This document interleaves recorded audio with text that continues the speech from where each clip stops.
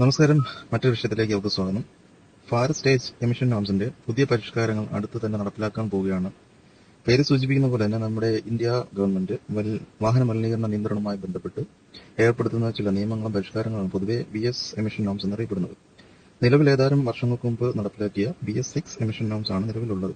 അടുത്ത സ്റ്റേജ് നടപ്പിലാക്കാൻ പോകുന്നു എന്നതിനെക്കുറിച്ച്, അതിന്റെ മുന്നൊരുക്കങ്ങളെക്കുറിച്ചും നമ്മുടെ ബഹുമാനപ്പെട്ട കേന്ദ്ര ഗതാഗത മന്ത്രി നിതിൻ ഗഡ്കരി കഴിഞ്ഞ ദിവസം വാർത്താ സമ്മേളനത്തിലൂടെ അറിയിക്കുകയുണ്ടായി. BS4 എമിഷൻ മാനദണ്ഡങ്ങളുടെ വരവ് നമ്മുടെ ഇന്ത്യൻ വാഹന വിപണിയിൽ വലിയ കോളിളക്കങ്ങളും മാറ്റങ്ങളും സൃഷ്ടിച്ച ഒന്നാണ്.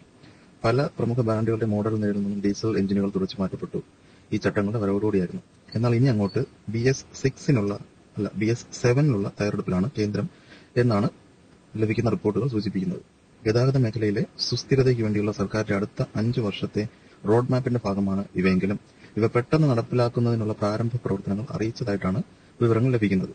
BS6ന്റെ പരിണതഫലങ്ങൾ ഏറെക്കുറെ അവസാനിച്ചു വരുമ്പോൾ കേന്ദ്ര റോഡ് ഗതാഗത മന്ത്രി നിതിൻ ഗഡ്കരി ഈ പുതിയ പ്രസ്താവനവുമായി എത്തിയിരിക്കുന്നു. പല വാഹന നിർമ്മാതാക്കളും ഇത് ഇഷ്ടപ്പെടുന്ന ഒന്നല്ല. ഇത് ആദ്യം തന്നെ പറയുന്നതാണ്. നമുക്കും ചില കാര്യങ്ങൾ ഇതിൽ ഇഷ്ടമാകാൻ സാധ്യതയില്ല. അടുത്ത തലമുറ എമിഷൻ മാനദണ്ഡങ്ങൾ അല്ലെങ്കിൽ BS7 ചട്ടങ്ങളുടെ വരവും അതിനെ വാഹന നിർമ്മാതാക്കളോട് മുൻകൂട്ടി തയ്യാറാകാനുള്ള ആഹ്വാനവുമാണ് അദ്ദേഹം നടത്തിയിരിക്കുന്നത്. യൂറോപ്യൻ യൂണിയൻ രാജ്യങ്ങളിലെ 2025 മുതൽ നടപ്പിലാക്കാൻ പോകുന്ന യൂറോ 7 മാനദണ്ഡങ്ങൾ പാലിക്കാൻ നിർമ്മാതാക്കളോട് അദ്ദേഹം ഇപ്പോഴേ അഭ്യർത്ഥിച്ചിരിക്കുകയാണ്. മറ്റൊരു പ്രധാന കാര്യം ശ്രദ്ധിക്കേണ്ടത് എന്താണെന്ന് വെച്ചാൽ, പുതിയ മാനദണ്ഡങ്ങൾ അവതരിപ്പിക്കുന്നതിന് ഇന്ധനത്തിന്റെ ഗുണനിലവാരം ഉയർത്തേണ്ട എണ്ണ കമ്പനികളുമായും ഈ മാറ്റങ്ങളെ സാധാരണഗതിയിൽ എതിർക്കുന്ന വാഹന വ്യവസായവുമായും ഏകോപനം ആവശ്യവുമാണ് എന്നതാണ്. BS7 മാനദണ്ഡങ്ങളെക്കുറിച്ച് സർക്കാരിന്റെ ഔദ്യോഗിക പ്രഖ്യാപനം ഉണ്ടാകുന്നതുവരെ നിർമ്മാതാക്കൾ കാത്തിരിക്കരുത് എന്നാണ് മന്ത്രിയുടെ ആഹ്വാനം. BS7 വാഹനങ്ങളുടെ നിർമ്മാണത്തിനായി ഗവേഷണം നടത്താൻ സ്വന്തം തലത്തിൽ ഓരോ കമ്പനികളും ആരംഭിക്കണമെന്ന് ഗഡ്കരി വ്യക്തമാക്കി.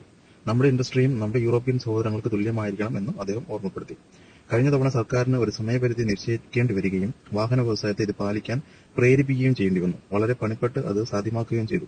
എന്നാൽ വീണ്ടും അത്തരമൊരു തീരുമാനം എടുക്കുന്നതിലേക്ക് അധികൃതരെ എന്തിന് നയിക്കണം എന്നാണ് മന്ത്രി ഉന്നയിക്കുന്ന ഒരു ചോദ്യം. കർശനമായ എമിഷൻ മാനദണ്ഡങ്ങളും കഫേ മാനദണ്ഡങ്ങളും രാജ്യത്ത് ഇലക്ട്രിക് വാഹനങ്ങളുടെ വ്യാപനത്തെ പ്രോത്സാഹിപ്പിക്കുന്നവയാണ് എന്നതാണ് ഇതിൽ മനസ്സിലാക്കേണ്ട പ്രധാന കാര്യം. ഇന്ത്യയുടെ ഊർജ്ജവുമായി ബന്ധപ്പെട്ട് കാർബൺ ഡയോക്സൈഡ് ഉദ്വമനത്തിന്റെ 12% റോഡ് ഗതാഗത മേഖലയാണ് വഹിക്കുന്നത്. ഇത് നഗരപ്രദേശങ്ങളിലെ വായു മലിനീകരണത്തിന്റെ പ്രധാന കാരണമാണ് എന്നാണ് പഠനങ്ങൾ തെളിയിക്കുന്നത്. ഇന്ത്യയിൽ എല്ലാ കാർ നിർമ്മാതാക്കളും നിലവിലെ BS6 ഫേസ് 2 എമിഷൻ മാനദണ്ഡങ്ങൾ പാലിക്കുന്ന വാഹനങ്ങളാണ് വിൽപ്പനയ്ക്ക് നിലവിൽ എത്തിക്കുന്നത്.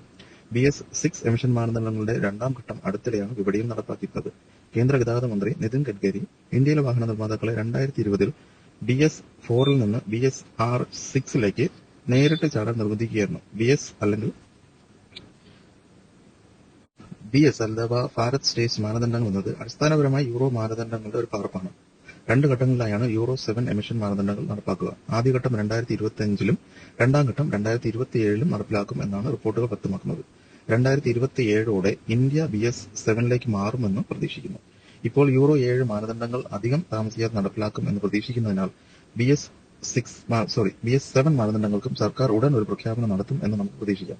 BS4ൽ നിന്ന് BS6ലേക്കുള്ള കുതിപ്പ് കാർ നിർമ്മാതാക്കളെ കാര്യമായി ബാധിച്ചിരുന്നു.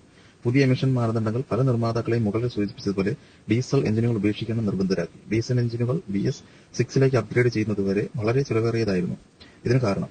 കൂടാതെ ഈ പ്രക്രിയ ചെറിയ ഡീസൽ കാറുകളിലെ ഉപഭോക്താക്കൾക്ക് താങ്ങാനാവുന്നതിലപ്പുറം ചിലവേറിയതുമാക്കുന്നു എന്നത് മറ്റൊരു വാസ്തവമായിരുന്നു.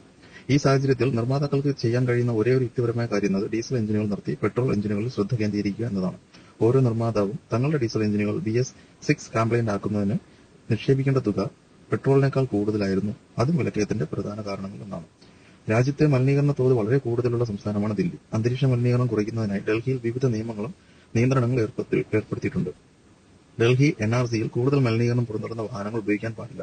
അതിനാൽ പൊല്യൂഷൻ അണ്ടർ കൺട്രോൾ സർട്ടിഫിക്കറ്റ് ഇല്ലാതെ PUCC ഇല്ലാതെ വാഹനങ്ങൾ നിറത്തിലിറക്കുന്നത് തടയാനായി സർക്കാർ പുതിയ തന്ത്രം ആവിഷ്കരിച്ചിരിക്കുകയാണ്. ഇതിനായി സംസ്ഥാന സർക്കാർ ഡൽഹിയിലെ ഫ്യൂവൽ സ്റ്റേഷനുകളിൽ സ്മാർട്ട് ക്യാമറകൾ സ്ഥാപിക്കുകയാണ്. ഈ സ്മാർട്ട് ക്യാമറകൾ പെട്രോൾ സ്റ്റേഷനുകളിൽ എത്തുന്ന വാഹനങ്ങളുടെ ചിത്രങ്ങൾ പകർത്തുകയും വാഹനത്തിന്റെ രജിസ്ട്രേഷൻ നമ്പർ ഓൺലൈനിൽ ട്രാക്ക് ചെയ്ത് പൊല്യൂഷൻ അണ്ടർ കൺട്രോൾ സർട്ടിഫിക്കറ്റ് ഉണ്ടോ എന്ന് പരിശോധിക്കുകയും ചെയ്യും.